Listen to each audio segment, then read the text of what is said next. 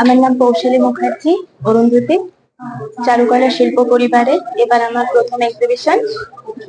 দুটো ছবি আছে, পুরোপুরি পেনের উপর করা, ইঙ্ক পেনের উপর, ফিউশন আর্ট।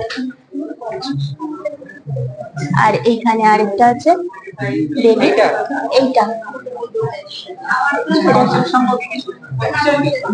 দেবী, দেবী মা দুর্গার একটি রূপ।